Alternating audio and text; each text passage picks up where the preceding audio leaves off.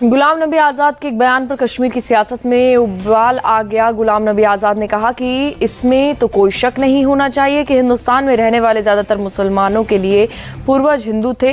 जो कश्मीरी मुसलमान हैं उनके पूर्वज कश्मीरी पंडित थे। गुलाम नबी आज़ाद ने तर्क दिया कि इस्लाम धर्म तो सिर्फ 1500 साल पहले बना, जबकि हिंदू धर्म तो बहुत पुराना है। हमारे बीजेपी के किसी लीडर ने बताया कि भाई कोई बाहर से आए हैं, कोई अंदर से आए हैं। मैंने कहा देखो, अंदर बाहर से कोई नहीं आया। हमारे हिंदुस्तान में इस्लाम सिर्फ वैसे ही पूरा इस्लाम तो आया ही है 1500 साल पहले। हिंदू धर्म बहुत पुराना है। तो बाहर से आए होंगे 10-20, वो जब मुगलों के वक्त में उनकी फौज में थे। बाकी तो सब हिंदू से ही कन्वर्ट हुए हैं मुसलमान हिंदुस्तान में। और उसकी मिसाल हमारी कश्मीर में है।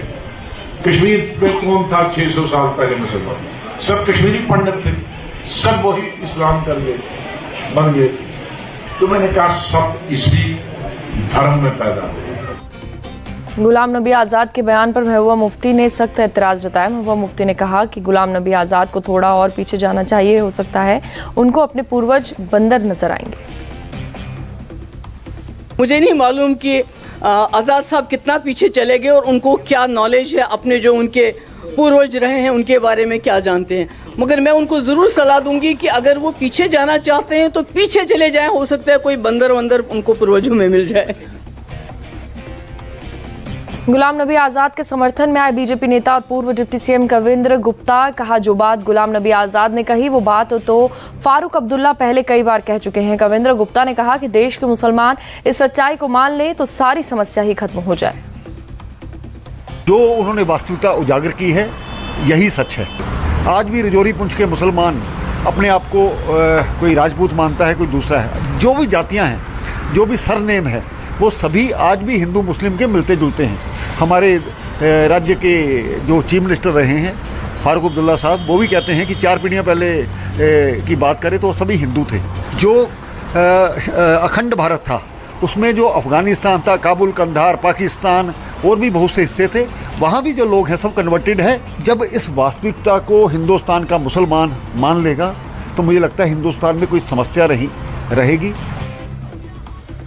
एनसीपी में टूट के बाद शरद पवार ने बीड में पहला बड़ा शक्ति प्रदर्शन किया। शरद पवार ने देवेंद्र फडणवीस का बहाना पीएम मोदी पर साधा निशाना। कहा, महाराष्ट्र के एक मुख्यमंत्री थे, वो कहते थे दोबारा आऊंगा, वो दोबारा आए लेकिन मुख्यमंत्री नहीं बन पाए। अब पीएम भी कह रहे हैं अगर वो दोबारा आएंगे तो कौन से पद पर आएंगे, इस बारे में उन्हें सोचना चाहिए।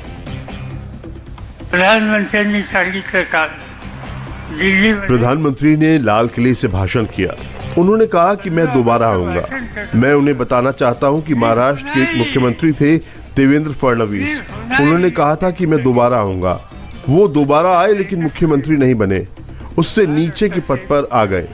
अब पीएम भी वही कह रहे हैं, अगर वो दोबारा आएंगे तो कौन से पद पर आएंगे, इस बारे में उन्हें सोचना चाहिए।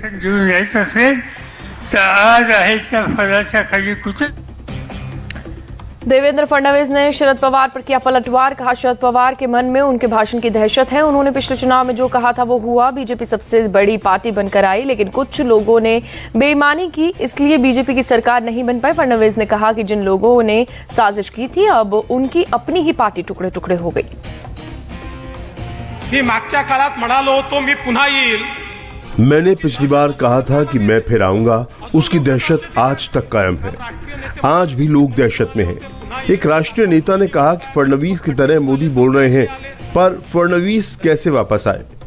मैंने जब कहा था कि फिर आऊंगा तो लोगों ने चुनकर भेजा था, पर कुछ लोगों ने बेईमानी की, इसलिए फिर से सत्ता में नहीं आ सका। पर याद रखो, जिन्होंने हमसे बेईमानी की उनकी पूरी पार्टी ही लेकर हम सत्ता में आए। इसीलिए किसी को मेरी बातों पर शक नहीं करना चाहिए। आता या ठिकाणी शंका ठेवण्याचं कारण नाहीये। फडणवीस भले ही शरद पवार पर निशाना साध रहे हो, लेकिन बीजेपी शरद पवार को लेकर महाविकास आघाड़ी में कंफ्यूजन बनाए रखना चाहती है। महाराष्ट्र बीजेपी अध्यक्ष चंद्रशेखर बावनकुळे ने कहा कि भले ही शरद पवार अभी बीजेपी का विरोध कर रहे हैं, लेकिन वो दिन दूर नहीं है जब शरद पवार भी मोदी के साथ खड़े दिखाई देंगे। पवार साहब के नेतृत्व में धनंजय मुंडे जी छगन भुजबल जी ये सारे लोग चुन के आए हैं। अभी भी वो कहते हैं कि शरद पवार जी हमारे हृदय स्थल पर है।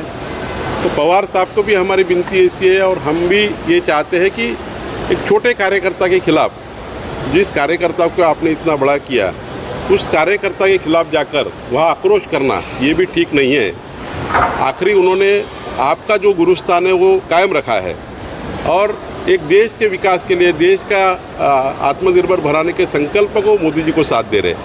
ऐसे में पवार साहब ने छोटे कार्यकर्ता के खिलाफ इस प्रकार से लड़ाई नहीं लड़नी चाहिए। मुझे ऐसा लगता है कि मोदी जी के नेतृत्व में इस देश को बलशाली करने के लिए, आत्मनिर्भर भारत बनाने का जो संकल्प मोदी जी ने किया है, आज नहीं कल पवार साहब भी ये समझ जाएंगे और निश्चित रूप से मोदी जी का साथ देंगे।